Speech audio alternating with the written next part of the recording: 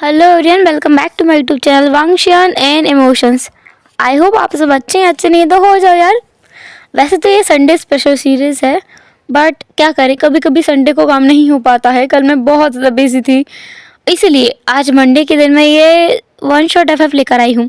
I hope आपको ये पसंद आएगा।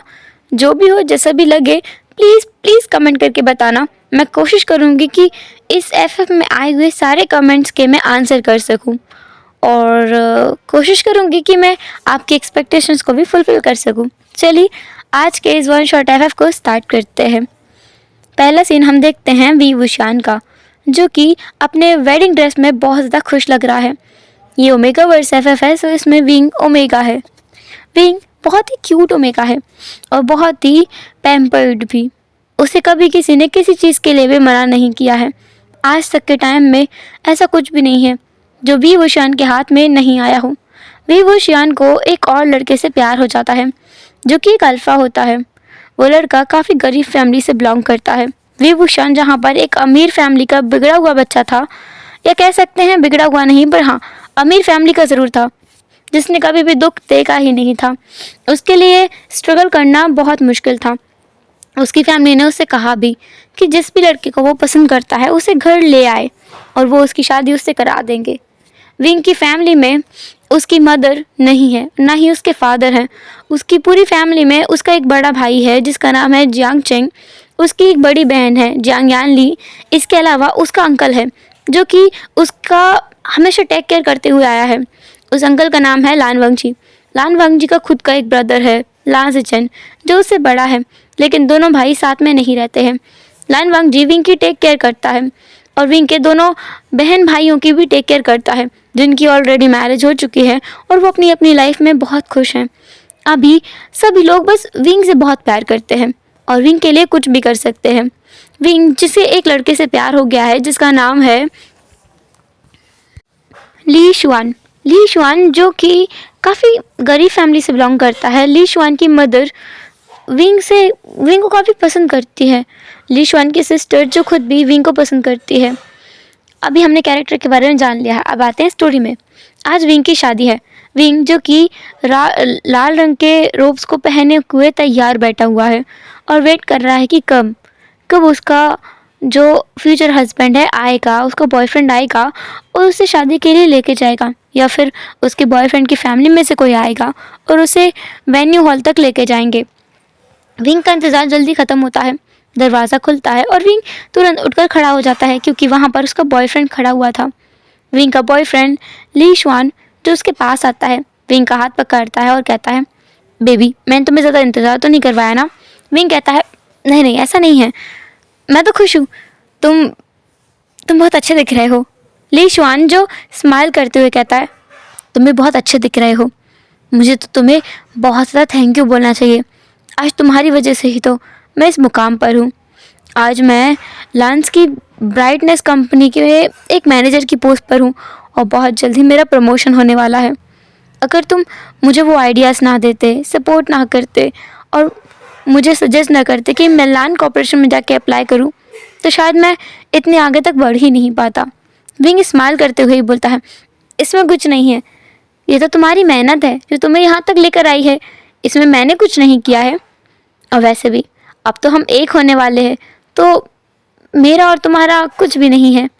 ली शुआन स्माइल करते हुए विंग का हाथ पकड़ के उसे वेन्यू हॉल तक ले जाता है। वहाँ जाकर विंग देखता है कि सब कुछ ठीक नहीं है, क्योंकि जिस तरीके से विंग ने प्लान किया था वैसा कुछ भी नहीं था। खैर विंग इस बात पर ज़्यादा गौर नहीं करता है। ली शुआन के साथ में वो स्टेज पर चला जाता है। ली शुआन जो विंग के हाथ को पकड़ के ही लाया था और स्टेज पे आकर उसके हाथ को छोड़ देता है और कहता है, विंग कैसा लगा सब कुछ? विंग कहता है, बहुत अच्छा है। शुआन, मॉम कहाँ है और सिस्टर वो कहाँ है? क्या मेमे नहीं आने वाली है? मुझे तो लगा था कि वो मुझसे पहले यहाँ आ जाएगी। तभी ली शुआन की बहन ली शुआन वो आ जाती है और कहती है, मैं यहाँ हूँ। मैं कैसे अपने भाई की शादी मिस कर सकती हूँ? ऐसा तो हो ही नहीं सकता ना। ऐसा बोलते हुए वो भी आ जाती है और उसके पीछे पीछे लीक हुए वो भी आ चुकी थी।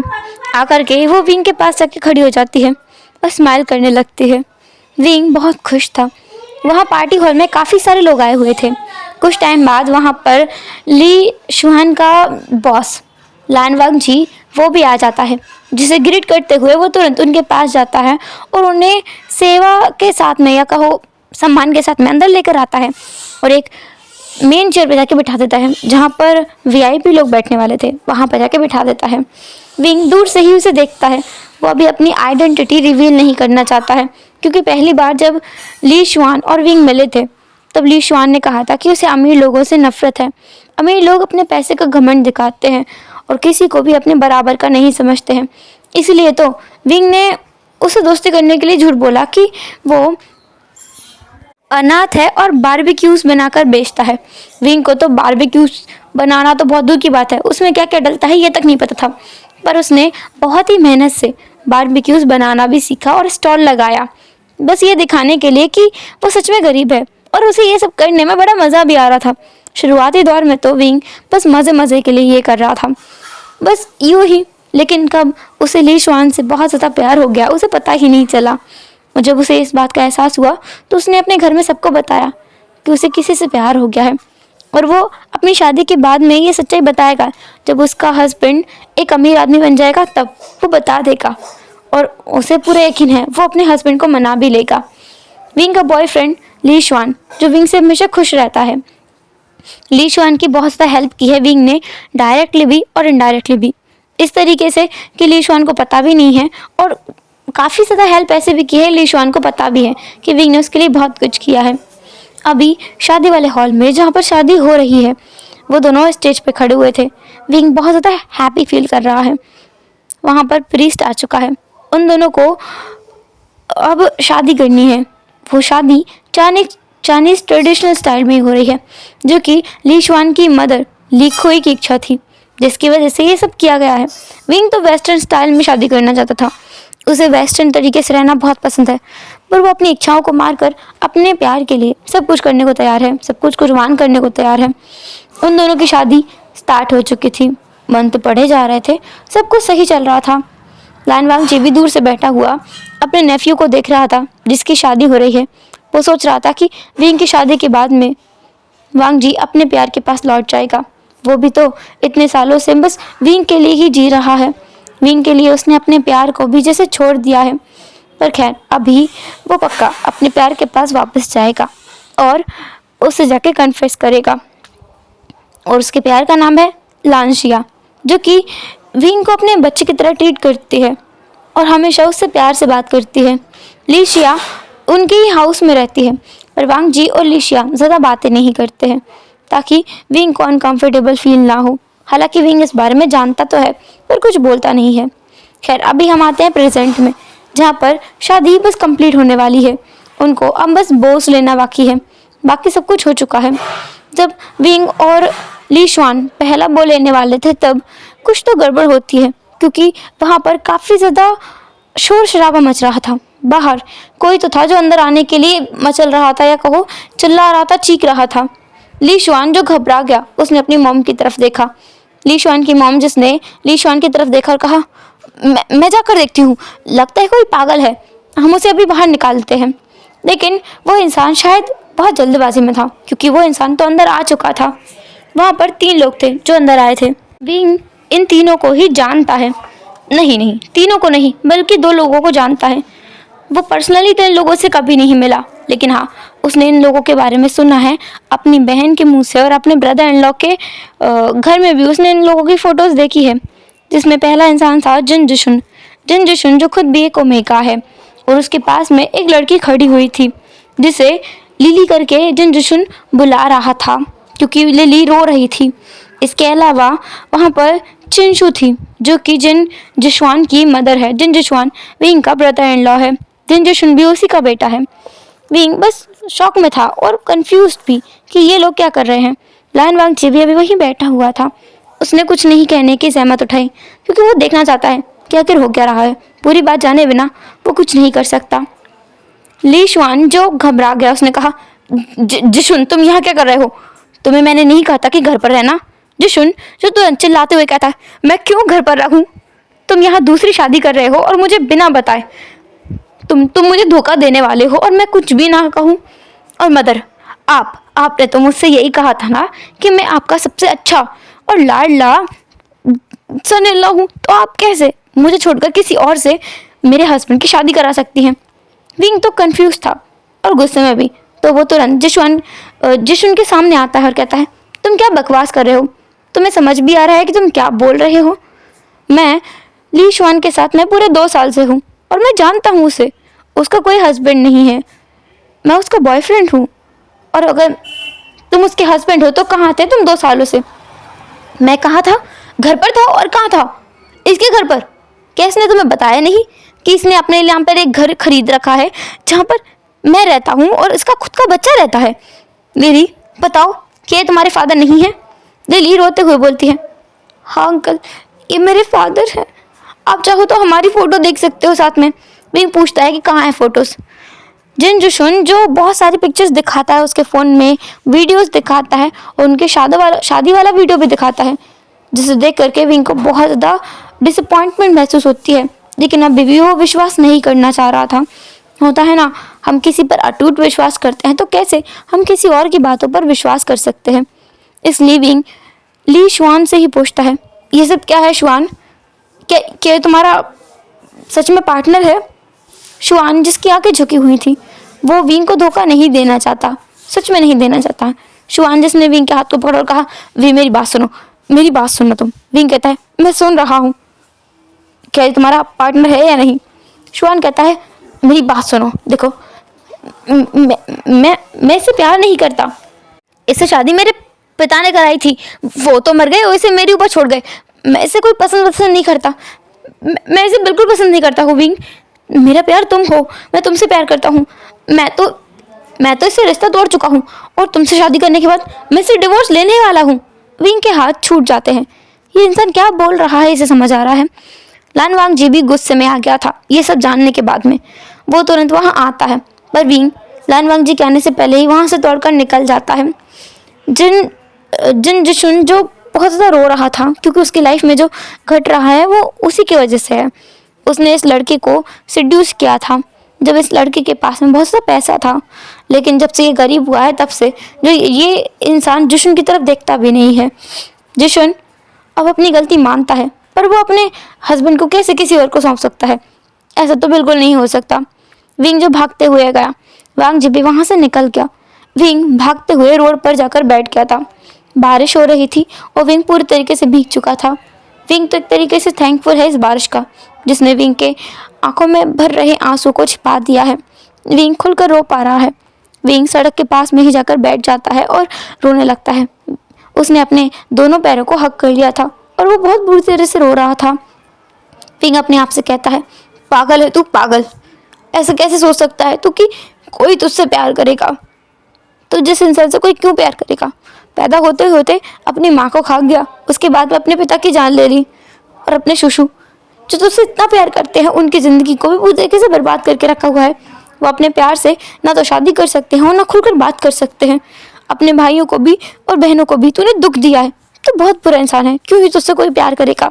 विंग अपने आप में डिसाइड करता है कि अब वो किसी की ज़िंदगी बर्बाद नहीं होने देगा, सबको साथ रखेगा और सबको खुश रखेगा।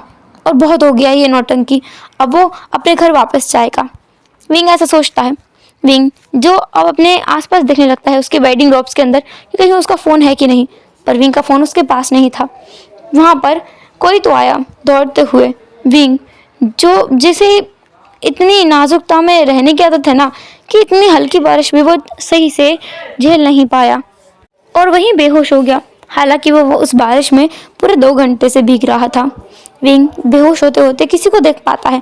कोई उसकी तरफ बहुत ही वरिड एक्सप्रेशन के साथ भागते हुए आया था, छाता लेकर। विंग कोलैप्स हो चुका था उस इंसान की बाहों में। जब विंग अगली बार अपनी आंखें खोलता है तो वो अपने पास में अपने शुशु लान वांग जी को खड़ा पाता है, जिससे विंग डरता भी है। लान वांग जी विंग की तरफ घूर घूर कर देख रहा था और वांग जी की आंखों को देखकर विंग जो थोड़ा सा नर्वस हो गया। उसने कहा, शुशु, मेरी गलती नहीं है, वो तो मैं। चुप रहो, मैं तुमसे पहले भी कहा था, पर तुम मेरी बात मानते कहाँ हो। अब तुम बिल्कुल चुप रहोगे। मेरी ही गलती है, मुझे तुम्हारे ऊपर ज़्यादा ध्यान देना चाहिए था। इन्वेस्टिगेशन करनी चाहिए थी उस इंसान के ऊपर, और मैंने तुम्हारी बताई गई बातों पर विश्वास कर लिया। गलती मेरी ही है। शिया, जाकर इसके लिए सूप लेकर आओ और इसे पिला देना। ऐसा बोलकर वांग जी वहाँ से चला गया। विंग को समझ आया आज उसके अंकल बहुत ज़्यादा गुस्सा हैं, सच में, क्योंकि वांग जी इतने बुरी तरह से उसके ऊपर कभी नहीं चिल्लाया और ना ही उसने विंग को ऐसा कुछ कहा था आज से पहले।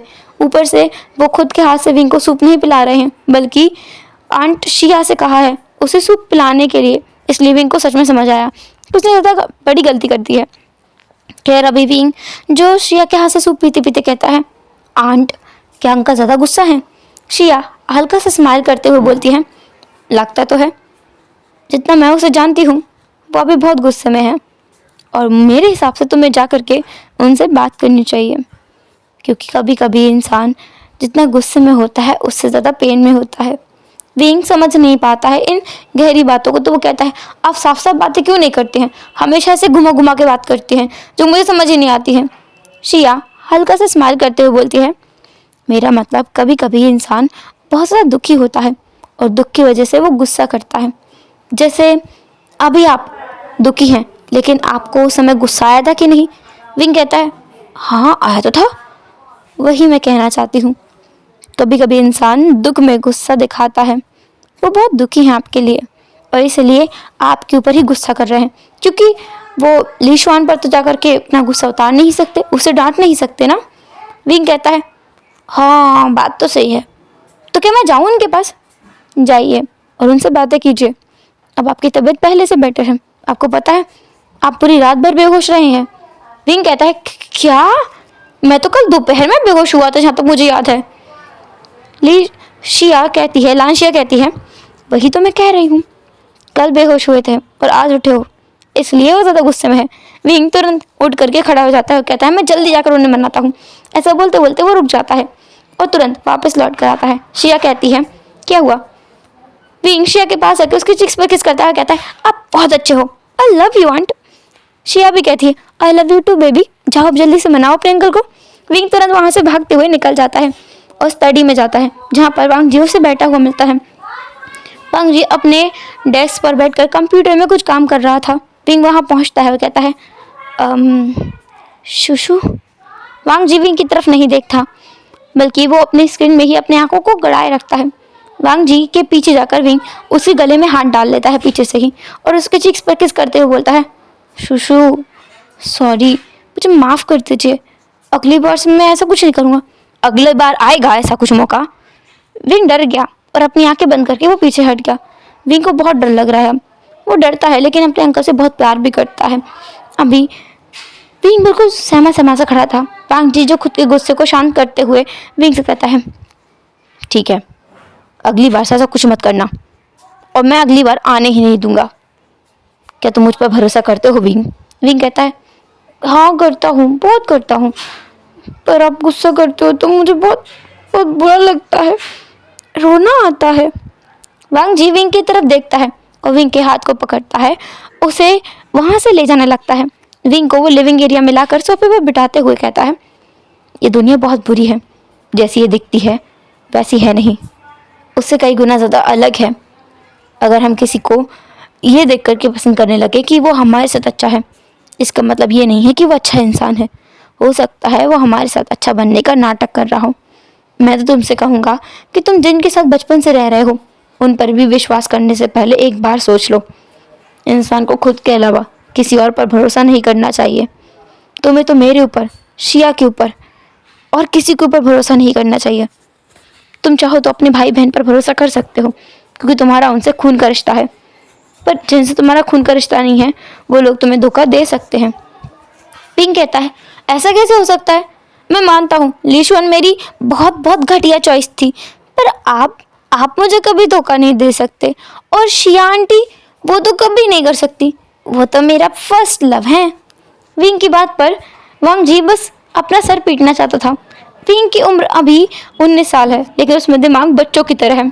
2 साल पहले विंग 17 साल का था और तब उसने अपनी स्कूल को कंप्लीट ना करने की जगह लीशुआन के चक्कर में पड़ गया। लीशुआन जो विंग से काफ़ी बड़ा है, लीशुआन जो 25 साल का है। विंग और लीशुआन की उम्र में काफ़ी ज़्यादा एज डिफरेंस है, पर वांग जी का था कि विंग अगर खुश है तो वो करने देगा। जो भी विंग करना चाहता है, और अगर नहीं करने देता है तो विंग जो इतना जिद पे अड़ जाता है, ना कुछ खाता है ना पीता है, वो आदत वांग जी को विंग की बिल्कुल पसंद नहीं है। और विंग वांग जी के डराने पर भी खाना नहीं खाता है, यही तो सबसे बड़ी मुसीबत है। खैर अभी वांग जी विंग से कहता है, ऐसा नहीं है विंग, कोई भी धोखा दे सकता है, मैं भी और शिया भी। तुम्हें हम पर भरोसा नहीं करना चाहिए, किसी पर नहीं करना चाहिए। वादा करो तुम अपने अलावा किसी और पर भरोसा नहीं करोगे, और अगर करोगे तो अपने भाई बहन पर और किसी पर नहीं। विंग कुछ देर कुछ सोचता है और फिर अपने अंकल के हाथ पर हाथ रखते हुए कहता है, मैं वादा करता हूँ मैं उन लोगों पर भरोसा करूँगा जो मेरे साथ अच्छे हैं, जो जेन्युइनली मेरे साथ अच्छे हैं और मेरा भला चाहते हैं। और हाँ, मैं खुद पर भरोसा करूँगा और मेरी सिज्जे पर भरोसा करूँगा, मेरे भाई पर भरोसा करूँगा। ठीक है, मैं आंट शिया पर भरोसा नहीं करूँगा, पर मैं आप पर भरोसा करूँगा। मैं कर सकता हूँ ना शुशु? वांग जी हल्का सा स्माइल करते हुए बोलता है, अब चलो कुछ खा लो, तुमने कल से कुछ खाया भी नहीं है, तुम्हारे लिए कुछ खाना बनवाया है मैंने, चलो। वो विंग को पकड़ के हुए ले जाता है, डाइनिंग टेबल पर बिठाता है और अपने हाथ से खाना भी खिलाता है। विंग उसका पैम्पर्ड बच्चा है। वांग जी को बहुत ज़्यादा अच्छा लगता है जब वो विंग को अपने हाथों से पैम्पर करता है, उसे बहुत सुकून मिलता है। उसे लगता है कि वो अपना प्रॉमिस निभा पा रहा है जो उसने मरते हुए मिस्टर वी और मिसेस वी को किया था। वांग जी उस समय बस 8 साल का था जब उसके हाथ में विंग को थमा दिया गया था। विंग उस समय महज 1 साल का बच्चा था जिसे वांग जी के हाथों में थमाकर मिस्टर वी और मिसेस वी चल बसे थे। उन्होंने वांग जी से कहा था कि क्या वांग जी विंग की जिम्मेदारी लेगा, उसे हमेशा उसका ख्याल रखना है। वांग जी ने उन्हें प्रॉमिस किया था। तब से वांग जी विंग को पालता हुआ आ रहा है, और विंग जो बचपन से वांग जी को देख रहा है तो वो उसे गगा की तरह शुशु कह के बुलाता है। पर हाँ, वो सिचेन गगा को सिचेन गा ही कहता है, बस वांग जी है उसका अंकल। खैर अभी वांग जी और विंग दोनों काफ़ी खुश नजर आए थे, पर वांग जी कहाँ इतनी आसानी से ली शुआन को जाने देने वाला था। ली शुआन की जॉब जा चुकी थी, वो रोड पर आ चुका था। ली शुआन की फैमिली जो कि जिन जुशुन और लिली है, उनका हालत ठीक ही था। चिनशु भी अपनी जगह पर ठीक ही थी पुराने घर में, जो कि असल में जिन जुशुन का ही घर था। वहाँ पर अब ली फैमिली भी आकर रहने लगी थी। ली शुआन को जिन जुशुन बुरी तरह से ट्रीट कर रहा था क्योंकि ली शुआन ने उसे धोखा देने की कोशिश की है, इसलिए इधर विंग और वांग जी का रिलेशनशिप बिल्कुल अलग ही होता जा रहा था। विंग का दिल जब से टूटा था तब से विंग बाहर तो खुश रहता था पर अंदर से वो दुखी था, और वांग जी ये समझ पा रहा था। इसलिए वांग जी डिसाइड करता है कि वो विंग को घुमाने के लिए लेकर जाएगा, और वो विंग के साथ में घूमने जाता है। एक ट्रिप पर वो दोनों एक साथ कनाडा घूमने जाते हैं। कनाडा में वो दोनों बहुत मस्ती करते हैं। वांग जी नहीं बल्कि विंग वांग जी को मस्ती करवाता है। वो उसको हर जगह अंकल अंकल कहते हुए लेकर जाता है, बहुत सारा सामान खरीदता है और एक साथ मस्ती करते हैं। दोनों की ज़िंदगी बिल्कुल साफ सुथरी थी। विंग की लाइफ भी अब सही ट्रैक पर आ रही थी। अभी विंग 19 साल का है तो उसे कॉलेज भी करना होगा, और वांग जी ने विंग को कॉलेज करने के लिए मना लिया था।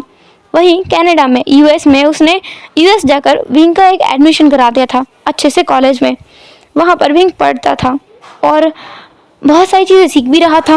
विंग मैच्योर बन रहा था। दूसरा वांग जी चाइना कभी कभी आता था अपना बिजनेस संभालने के लिए।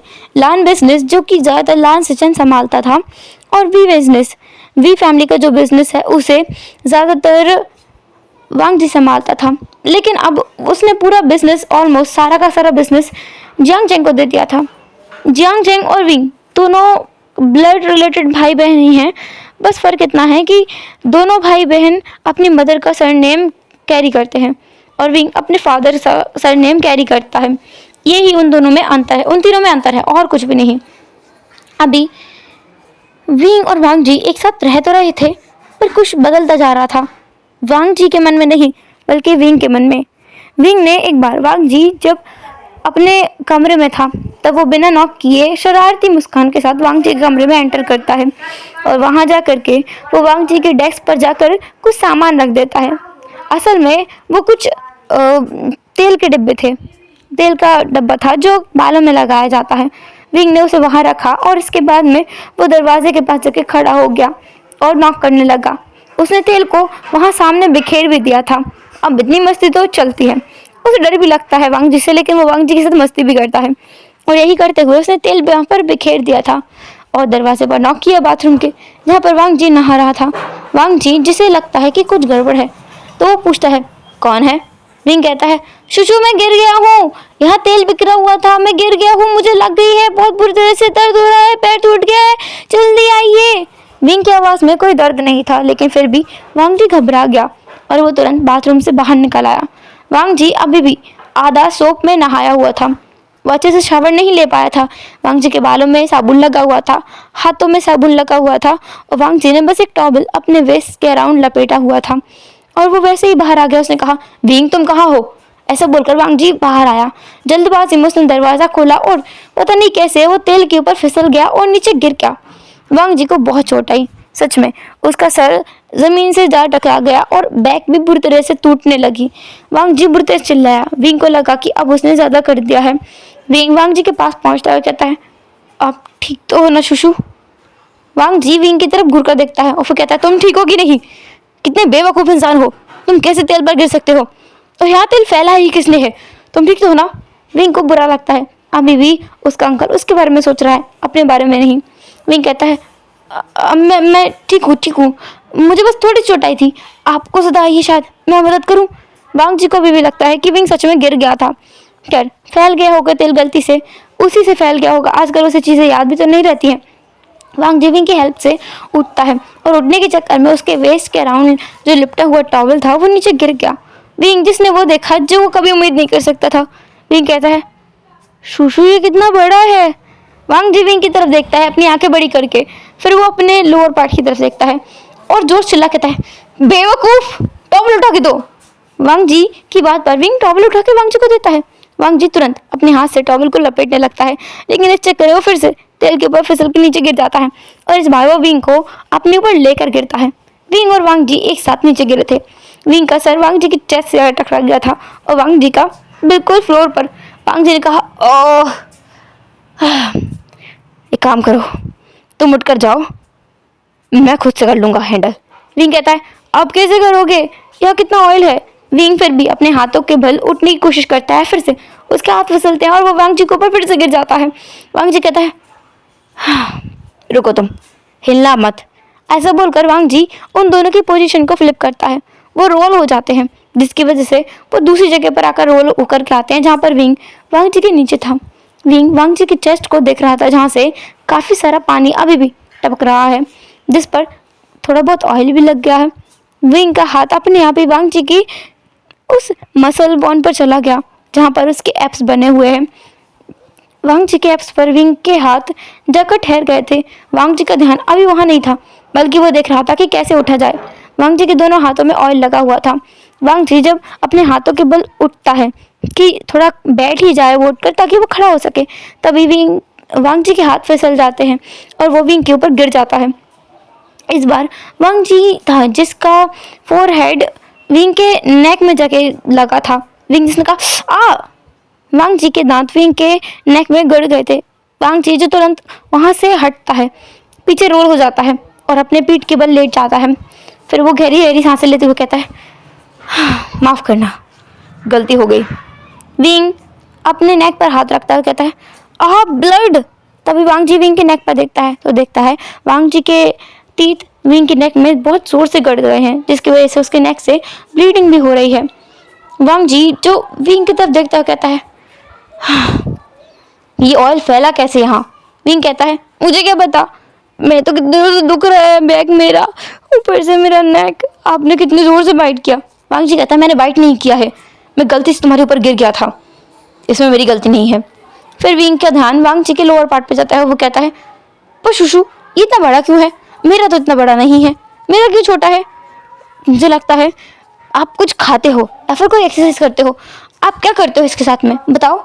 वांग जी विंग की तरफ देखता है और कहता है तुम बेशरम होते जा रहे हो। ऐसा बोलते हुए वांग जी वहीं से टॉवल उठाता है और अपने ऊपर डाल लेता है। वांग जी की हिम्मत नहीं है कि वो खड़ा हो सके, पर विंग कहाँ मानने वाला था।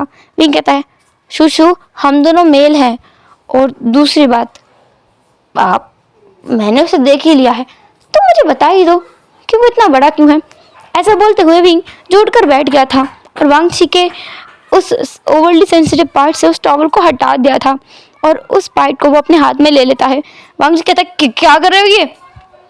वांग जी की सांसें तो एक पल के लिए अटक गई थी और दूसरा सबसे बड़ा कांड तो अब हो गया था, क्योंकि दरवाज़ा अचानक से खुल गया था और जो दरवाजे के सामने इंसान खड़े थे उन्होंने वांग जी और विंग को इस हालत में देख लिया था, जहाँ पर वांग जी निकट पूरी तरीके से ज़मीन पर लेटा हुआ था।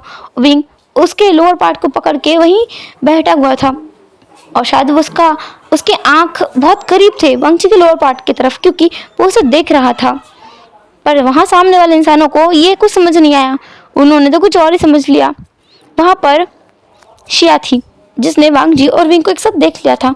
साथ ही साथ वहाँ पर लान सजन थे जो दोनों के दोनों आज यहाँ पर विंग और वांग जी से मिलने के लिए आए थे। शिया को वांग जी की बहुत याद आ रही थी, सजन को भी दोनों की बहुत याद आ रही थी, तो वो उन दोनों से मिलने के लिए आए थे। और उन्होंने कुछ शोर सुना वांग जी कमरे से आते हुए और दरवाज़ा खुला था, तो दोनों तुरंत अंदर आ गए कि कहीं उन्हें मदद की ज़रूरत तो नहीं है।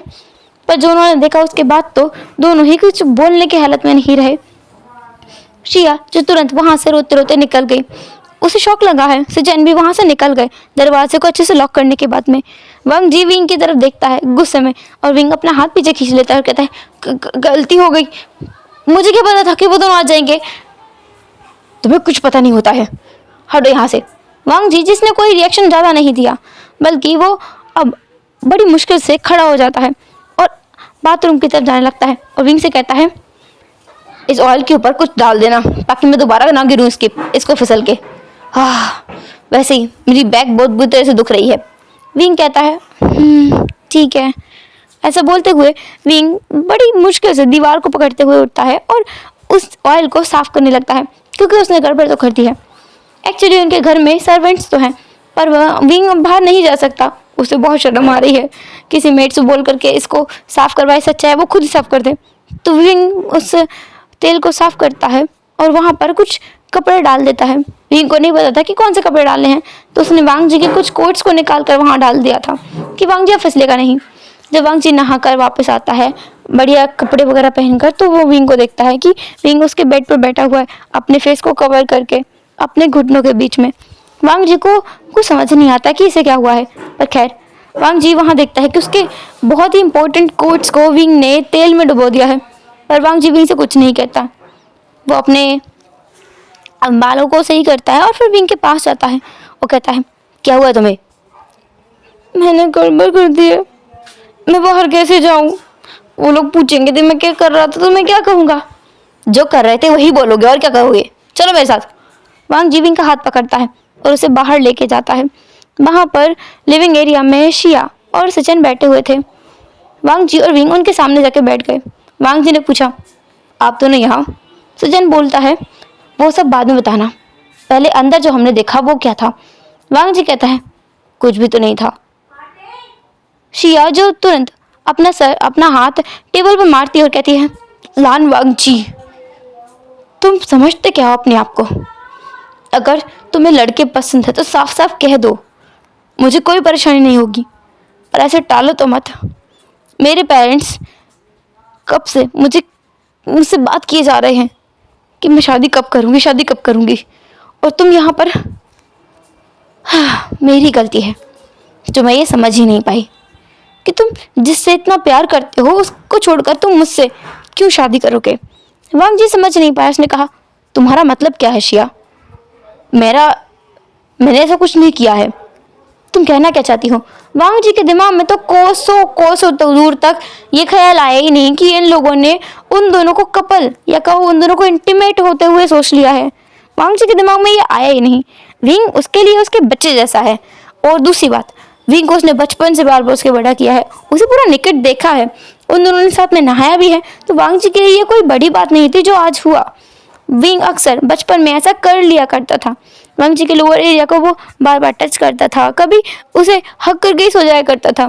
तो वांग जी के लिए ये बहुत नॉर्मल सी बात थी, पर बाकी लोगों के लिए तो नहीं ना, क्योंकि उन्हें तो पता ही नहीं है वांग जी विंग को किस तरीके से ट्रीट करते हुए आया है। विंग को भी वो चीज़ें याद नहीं है, पर वांग जी को तो याद है ना, तो बस वही हो गया गड़बड़। खैर अभी शिया वहाँ से निकल जाती है और सचिन जो वांग जी को एक डिसअपॉइंटेड लुक देते हुए निकल जाते हैं। वांग जी को तो समझ नहीं आता है, विंग को ज़रूर काफ़ी सारी चीज़ें समझ में आई थी। उस दिन के बाद से विंग वांग जी को अवॉइड करने लगा था। वांग जी का फ़ोन शिया नहीं उठा रही थी और सजन उससे बात ही नहीं करना चाह रहे थे। कोई उसको मैसेज भी रिप्लाई नहीं कर रहा था, ना कॉल्स के रिप्लाई कर रहा था, और विंग तो दूर दूर तक उसके आसपास ही नहीं मंडरा रहा था। वांग जी को तो समझ ही नहीं आ रहा था कि ये हो क्या रहा है। एक दिन वो विंग को पकड़ लेता है। जब विंग अपने कॉलेज से वापस आता है तब वांग जी उसे अपने दोनों हाथों के बीच में कैद कर लेता है और कहता है, चल क्या रहा है ये? तुम मुझे अवॉइड क्यों कर रहे हो विंग? क्या मैंने कुछ गलत कर दिया है? अंकल से अगर कोई गलती हुई तो बताओ। ऐसा कुछ कुछ नहीं है, ऐसा कुछ नहीं है। विंग अपनी आंखें आई कांटेक्ट अवॉइड करते हुए वांग जी से कहता है। वांग जी जो महसूस कर पा रहा था कि कुछ तो गड़बड़ है, इसलिए वो पूछ लेता है, कुछ नहीं है तो आंखें क्यों घुमा रहे हो? साफ साफ बताओ क्या बात है? विंग एक गहरी सांस छोड़ता है, फिर कहता है, मुझे लगता है मैं आपको पसंद करने लगा हूँ। तो क्या हुआ? तो क्या हुआ मतलब मैं आपको पसंद करने लगा हूँ। मतलब कैसे बताऊँ? आपको पता है ना मैं एक ओमेगा हूँ, और अगर मैं किसी मेल को पसंद करूँ तो उसका क्या मतलब निकलता है? क्या मतलब निकलता है? मतलब रहने दो, कुछ नहीं। ऐसा बोलते हुए विंग जो वांग जी के हाथ को हटाता है और वहां से निकल जाता है। हमारा बेचारा भोला और बेवकूफ सा वांग जी अभी भी कुछ नहीं समझ पाता है। उसे चाहिए कि विंग उसे साफ साफ कहे कि वो वांग जी से प्यार करने लगा है, लेकिन अगर ये भी कहे तो वांग जी को समझ नहीं आएगा। खैर विंग ये बातें कई बार उससे कह चुका है ना कि विंग वांग जी से प्यार करता है, पर पहले जो कहता था वो अलग था और अब जो कहता है वो अलग है। अब उसमें रोमांटिक फीलिंग्स इंक्लूड हो चुकी हैं। पहले वांग जी से पिंग प्यार करता था, पर रोमांटिक फीलिंग्स वाला प्यार नहीं। खैर अभी वांग जी जो अपने भाई से भी बात नहीं कर पा रहा था, तो वो जियांग चेंग के पास जाता है। जियांग चेंग को वो मिला था क्योंकि जियांग चेंग की मीटिंग से यूएस ही आया हुआ था, और वो विंग से भी मिला था। वांग जी और जियांग चेंग साथ में बैठे हुए थे। वो दोनों एक ही उम्र के हैं, इसलिए वांग जी उससे खुलकर बात कर पा रहा था। वांग जी ने कहा, पता नहीं सब लोगों को क्या हुआ है, उस दिन के बाद से सब मुझे अवॉइड किए जा रहे हैं। विंग भी सही से बात नहीं करता है, नहीं ब्रदर मुझसे बात कर रहे हैं, शिया तो मेरे कॉल्स और मैसेज का रिप्लाई ही नहीं कर रही है। जियांग चेंग जिसके पसीने छूटने लगे थे क्योंकि उसे नहीं पता है कि क्या हुआ है सबके बीच में, लेकिन हाँ उसे ये पता है कि शिया ने शादी कर ली है, लेकिन वो वांग जी को कैसे बताए। खैर जियांग चेंग जो पूछता है, कौन से दिन और क्या हुआ था? तुम मुझे बताओगे तो मैं तुम्हें कुछ सजेस्ट कर पाऊंगा, पर अगर तुम मुझे बताओगे नहीं तो मैं तुम्हें कैसे सजेस्ट करूं कि तुम्हें करना क्या चाहिए और सब लोग तुम्हें क्यों अवॉइड कर रहे हैं। वांग जी कहता है, ठीक है ये थोड़ा सा एम्बैरसिंग है, पर हाँ बताना तो पड़ेगा। इसके बाद में वांग जी सब कुछ सब सच सच जियांग चेंग को बता देता है। जियांग चेंग तो शॉक में चला गया था बेचारा, उसका इनोसेंट सा भाई उसको क्या क्या झेलना पड़ रहा है अभी। फिर जियांग चेंग बोलता है, और विंग का रिएक्शन क्या था? कुछ भी नहीं, अवॉइड कर रहा है वो मुझे, और कल मैंने जब उससे पूछा कि वो मुझे अवॉइड क्यों कर रहा है तो उसने कहा कि वो मुझे पसंद करने लगा है। इसका क्या मतलब हुआ? वो तो मुझसे प्यार करता है, पसंद करता है तो इसमें क्या हुआ? जियांग चेंग बस वांग जी की तरफ देखता है और कहता है, तुम्हें नहीं आया समझ में? वांग जी कहता है, इसमें समझने में क्या है? वो पसंद करने लगा है, इसमें क्या है? वो तो पहले से पसंद करता था। जियांग चेंग अपने सर पे हाथ मार लेता है कि पता नहीं ये बेवकूफ़ से वांग जी क्यों पसंद आया है विंग को। खैर जियांग चेंग सोच रहा था कि ये तो ठीक है, वांग जी अगर विंग को पसंद आया है तो ये तो बेस्ट ऑप्शन हुआ उसके लिए, क्योंकि वांग जी विंग की हमेशा टेक केयर कर सकता है जैसे कि वो करता हुआ आ रहा है। अब बस वांग जी को विंग के प्यार में गिराना है। जियांग चेंग जो वांग जी की गलत फहमी को दूर नहीं करता है बल्कि कहता है, दरअसल मुझे लगता है विंग का कहने का मतलब था कि ली शुआन के बाद में उसे तुम पसंद आ गए हो। मतलब वांग जी के दिमाग में थोड़ी बात घुसी लेकिन पूरी नहीं। तो जियांग चेंग कहता है, मेरा मतलब कि तुम्हें उसे और ज़्यादा टाइम देना चाहिए। अगर वो तुम्हें अवॉइड कर रहा है तो तुम उससे कहो कि तुम भी उसे पसंद करते हो। ये कहोगे ना, वो तुम्हें बिल्कुल अवॉइड नहीं करेगा। जियांग चेंग जानता है कि वो गलत कर रहा है, लेकिन अपने भाई के प्यार में वो इतना तो सेल्फिश हो ही सकता है। खैर और दूसरी बात यह है कि अब वांग जी का कोई और रिलेशनशिप है नहीं, शिया की ऑलरेडी शादी हो चुकी है, तो अब वांग जी के पास और कोई ऑप्शन बचता भी नहीं है, और विंग उसकी एक लौती चॉइस होना चाहिए, ऑप्शन नहीं। इसलिए जियांग चेंग कैसे भी करके वांग जी को विंग के प्यार में गिराएगा, और इसने ये प्लान बना लिया है। तो कुछ दिन तक वो यूएस में ही रहने वाला था। एक हफ्ते तक जियांग चेंग यूएस में रहता है। इस बीच में वांग जी ने विंग से कहा था कि वो भी उसे पसंद करता है। इसके बाद में विंग वांग जी से चिपक के रहने लगा और उसके कमरे में भी शिफ्ट हो गया। वांग जी को समझ तो नहीं आया, लेकिन उसे लगा कि विंग पहले की तरह बच्चा बन के रह रहा है और कुछ भी नहीं है। पर धीरे धीरे वांग जी को कुछ अलग महसूस होने लगा, क्योंकि विंग अब उसे रात में किस करके सोता, मॉर्निंग में भी उससे किस की डिमांड करता और कभी कभी उसके लिप्स के कॉर्नर पर भी किस कर दिया करता, जो कि वांग जी को समझ नहीं आया। लेकिन धीरे धीरे उसके दिमाग में वो एक बात घुसने लगी, विंग का पसंद करने का मतलब कुछ और ही है। इसलिए वो एक दिन विंग से बात कर लेता है, तुम मुझे पसंद करते हो, इसका साफ साफ मतलब बताओगे विंग? विंग कहता है, तुम्हें नहीं पता है लंजा, मतलब शुशु, आपने तो कहा था कि आप भी मुझे पसंद करने लगे हैं। कहा था, पर तुम मुझे सही से समझाओ। इसके बाद विंग बताता है कि वो वांग जी से रोमांटिकली प्यार करने लगा है। वांग जी तो ये सुनकर हैरान ही हो गया था। उसने विंग को समझाने की कोशिश की, उनके बीच में ऐसा कुछ नहीं हो सकता। पर विंग ने कहा, तो क्यों नहीं हो सकता? उनके बीच तो बस 7 साल का ही एज गैप है, जो कि उसके और ली शुआन के बीच भी था। तब तो अंकल ने कुछ नहीं कहा था, तो अब क्यों कह रहे हैं? वांग जी कहता है कि वो विंग का अंकल है। तो विंग कहता है, अंकल की जगह हस्बैंड में क्या दिक्कत आती है? वैसे भी वो लोग ब्लड रिलेटेड नहीं है। वांग जी तो उसके पेरेंट्स के फ्रेंड्स का बेटा है। असल में तो वो कज़न होने चाहिए थे, या कज़न भी नहीं कहेंगे तो फ्रेंड्स होने चाहिए थे। पर अभी उनके एज को देख करके बता सकते हैं कि ठीक है, अंकल बोल दिया विंग ने, क्योंकि वांग जी ने उससे यही तो कहा था कि विंग उसे अंकल बुलाया करे, ब्रदर नहीं, ताकि वांग जी को थोड़ा रिस्पॉन्सिबिलिटी फील हो। शांत था, वो सोच रहा था कि अब वो क्या करे। एक तो विंग उसका नेफ्यू है, और दूसरी बात, वांग जी तो किसी और से प्यार करता है ना, शिया, उसका क्या होगा? वांग जी यही सोचते सोचते जियांग चेंग के पास जाता है। अचेंग जो पहले से ही बहुत सारी प्रिपरेशन कर चुका था विंग और वांग जी को मिलाने के। सबसे पहला कदम तो यही था कि वांग जी के सामने शिया की सच्चाई लाई जाए कि शिया कभी वांग जी से उतना प्यार करती ही नहीं थी, क्योंकि उसने इतनी जल्द आसानी से किसी और से शादी कर ली है, वो भी वांग जी की पूरी बात सुने बिना। जियांग चेंग ने वही सब कुछ किया जो उसने सोचा था, और वांग जी को अपनी बातों में उसने उलझा ही लिया। जैसे तैसे करके वांग जी को उसने अपनी बातों का विश्वास दिलाया, और उसके बाद में विंग को उसके पास भेजा। वांग जी के साथ मिलकर उसने बहुत कुछ बताया वांग जी को कि वांग जी विंग को अपना सकता है, और विंग के लिए सबसे बेस्ट यही होगा। वांग जी भी तो अपने अंकल और आंटी को दिया गया प्रॉमिस पूरा करना चाहता होगा। वांग जी भी चाहता है ना कि विंग को कोई अच्छा पर्सन मिले, वो इंसान जो विंग से बहुत प्यार करे, उसे सही से ट्रीट करे और अच्छे से रखे, और दूसरी सबसे बड़ी बात, उसके साथ मिसबिहेव ना करे और उसे कभी चीट ना करे। तो क्यों ना वांग जी खुद ही वो पर्सन बन जाए, तो वांग जी को वरीड रहने की ज़रूरत ही नहीं पड़ेगी कि कोई विंग को खुश रख रहा है या नहीं। वो खुद विंग को हर मुमकिन करके कोशिश करके खुश रख सकता है। वांग जी को ये रीज़न वैलिड लगता है, जबकि उसके पास अपना कोई प्यार नहीं रहा है, तो वांग जी विंग को एक्सेप्ट कर लेता है। इसके बाद उन दोनों का प्यार का सिलसिला चालू हो जाता है, जिसमें विंग बहुत सारा प्यार वांग जी को देता है, वो प्यार जो वांग जी को पहले नहीं मिला था। वांग जी अकेला ही रहता है, अपने भाई के साथ रहा करता था, और अब उसका भाई भी उसके साथ नहीं रहता है। विंग है जो उसके साथ रहता है हमेशा से।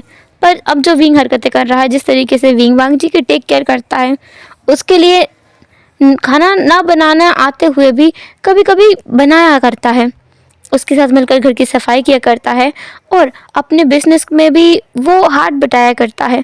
वांग जी की मीटिंग्स को लेकर के वो हर बार चेक किया करता है उसका स्केड्यूल, और हमेशा उसे कहीं ना कहीं घुमाने के लिए लेकर जाता है। वांग जी को महसूस हुआ कि विंग वो छोटा बच्चा नहीं रहा।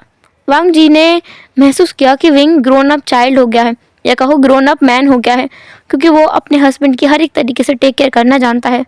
वांग जी जो विंग को थोड़ा समय देता है, और 2 साल के रिलेशनशिप में रहने के बाद में वांग जी फाइनली इस निष्कर्ष पर पहुंचता है कि वो विंग से प्यार करने लगा है, और इस बार सच्चा प्यार, क्योंकि शिया के बिना वो रहना सीख गया और उसे ज़्यादा दुख भी नहीं हुआ। लेकिन अगर विंग उससे 2 पल के लिए भी दूर हो जाए तो वांग जी का दिल एक पल के लिए थम जाता है।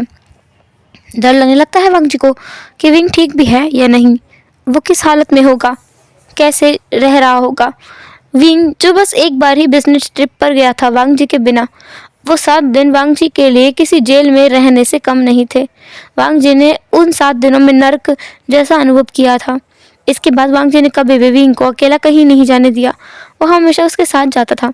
ऐसा नहीं है कि वांग जी विंग को प्राइवेसी नहीं देना चाहता, उसने कोशिश की थी, पर उसे बहुत दुख हुआ और विंग खुद भी तो अपनी प्राइवेट लाइफ का सत्यानाश करके बैठा हुआ है। वो प्राइवेट स्पेस नाम की चिड़िया का नाम तो जानता ही नहीं है कि क्या होती है वो। विंग तो बस इतना जानता है कि वो वांग जी से प्यार करता है और वांग जी उससे, तो बस यही काफ़ी है। और अब विंग वांग जी को ना तो अंकल कहता है और ना ही लंजा, बल्कि वो वांग जी को जामफू कह के बुलाता है, जो कि वांग जी को बहुत अच्छा भी लगता है। उनकी लाइफ बहुत ही स्मूथली बीत रही है। विंग शादी के 1 महीने बाद ही प्रेग्नेंट हो गया था, वो भी ट्विंस के साथ में, और उनके दोनों बच्चों का नाम लान सिजुई और लान जिंगी रखा था। दोनों ही मेल चाइल्ड थे इसलिए, और दोनों ही अल्फा थे। वांग जी के ऊपर एक चाइल्ड गया था जिसका नाम है लान सिजुई, और दूसरा लान जिंगी, जो कि पूरी तरीके से विंग की कार्बन कॉपी था। एकदम शरारतें करना, लोगों को तंग करके रख देना और हर किसी की नाक में दम कर देना। वांग जी को लान जिंगी को देखकर विंग के बचपन की याद आती थी और हमेशा वो अपने बच्चों को विंग के बारे में बहुत कुछ बताते बताते चिढ़ाया करता था, और विंग चिढ़ा भी करता था। और अभी वो दोनों बस साथ में ऐसे ही बैठे हुए थे। अभी उनकी शादी को पूरे 10 साल बीत चुके हैं। उनके बच्चे भी काफ़ी बड़े हो चुके हैं, पूरे 10 साल के 9 साल के, पूरे 9 साल के उनके दोनों बच्चे हो चुके हैं। आज उनकी सालगिरह है। अभी वो पहले की तरह बहुत ग्रैंड सेलिब्रेशन नहीं करते हैं, वो उन्हें बोरिंग लगने लगा है। न्यूली वेड कपल के लिए वो बहुत ज़्यादा खास चीज़ होती है, पर जो कपल ओल्ड हो जाते हैं उनके लिए एक दूसरे के साथ बिताया गया समय सबसे ज़्यादा कीमती होता है, चाहे उसमें अब किसी को पार्टी दी जाए या ना दी जाए। खैर अभी काफ़ी सारे लोग उनके घर पर आए हुए हैं जो कि उनके फैमिली मेम्बर्स हैं।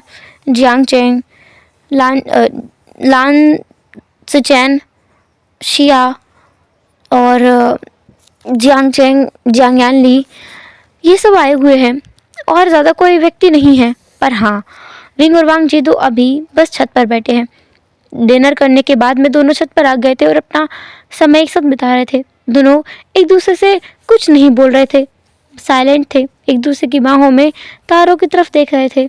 विंग जो कब वांग जी की बाहों में वांग जी को फील करते हुए कि उसकी प्रेजेंस यहाँ है, उस वार्मथ को महसूस करते हुए सो जाता है, और वांग जी उसे बाहों में उठाकर बिल्कुल पहले की तरह ही अपने रूम में लाकर सुला देता है। वांग जी हर बार की तरह, हर रोज़ की तरह विंग के फोरहेड पर एक सॉफ्ट सा किस करता है और फिर उसे अपनी बाहों में लेकर के खुद भी नींद के आगोश में खो जाता है और सो जाता है। हेलो एवरीवन, तो कैसा रहा आज का आपको, कैसा लगा आज का आपको वन शॉट एफएफ? जो भी लगा हो, जैसे भी लगा हो, कमेंट ज़रूर करना। मैंने थोड़ा लेट नाइट में अपडेट दिया है, पर क्या करूँ सभी से भी चलता है। आई मीन जब फेस्टिवल हो तब तो ये सब करना ही पड़ता है। वो गला भी कुछ खास ठीक नहीं है, इसलिए थोड़ी सी गड़बड़ और है। खैर, आई होप आपको अब मेरा एफएफ अच्छा लगा होगा, एंड फिर मिलेंगे नेक्स्ट एफएफ में। तब तक के लिए tata, take care, bye bye. अपना ख्याल रखना, बाय बाय।